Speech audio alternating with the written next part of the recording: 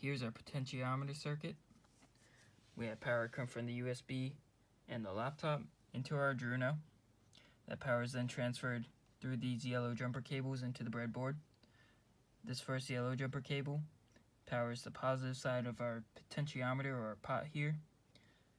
This green jumper cable provides power to the wiper of the potentiometer. All that power is then taken back around through the negative side, down to the ground, back into the Arduino. This yellow jumper cable provides power to the LED, and then back through the limiting resistor, and back through ground, back to the Arduino. So here's our software program. We have that downloaded through the USB into the Arduino. And over here we have our serial monitor. This provides a value representing the resistance of the potentiometer. Now if I adjust the potentiometer, I'm going to turn it counterclockwise right now. That can increase the value. Or if I turn it clockwise, decrease the value.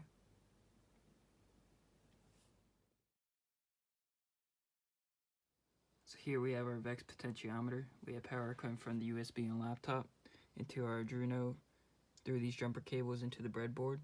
Now our potentiometer here has 3 wires, black for ground, red for 5 volts, and white for control. These 3 jumper cables here connect to the potentiometer. The first one goes to the ground, the second one goes to 5 volts, and this green one in the analog portion of the Arduino goes to the control. Over here we have a yellow jumper cable coming from the digital portion of the Arduino, connects to the LED, powers that, and through the limiting resistor and back down to ground. So we're going to adjust our potentiometer now. You can see in our program we're running our serial print command, and over here we have our serial monitor giving us a value for the potentiometer. And as well you can see that it's causing our LED there to blink, but we have our shaft here to adjust it. If I rotate it counterclockwise, the LED will speed up and the value will get smaller. Now if I adjust it clockwise, the LED will slow down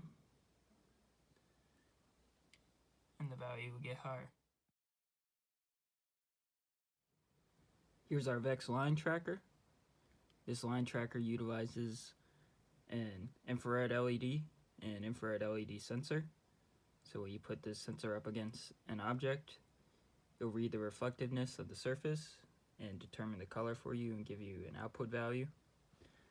Over here, as you can see, it has the same sort of wiring as the potentiometer. Black is ground, red is 5 volts, and the white is the control. We have it sort of hooked up the same sort of way.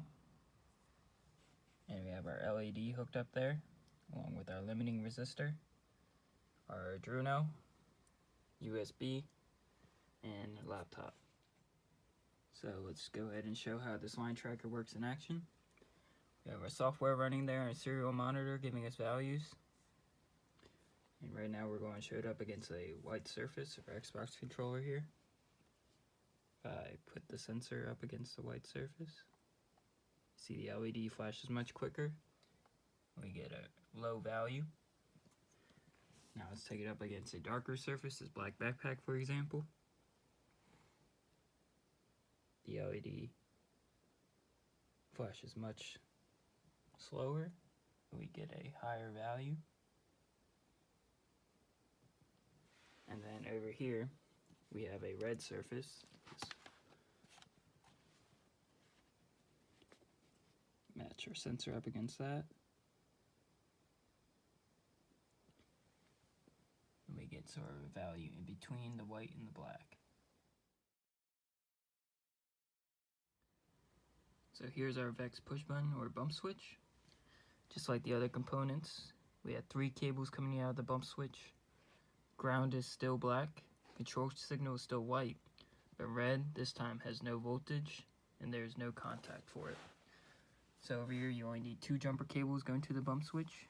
We have red here going to the ground, green going to the control signal from pin number 7, and then we have this yellow jumper cable coming from pin number 13 in our Arduino into the LED through the limiting resistor and back down to ground. Now if we tap the push button, it will turn the LED off and back on, and if you hold it, it will keep the LED off, like a momentary push button.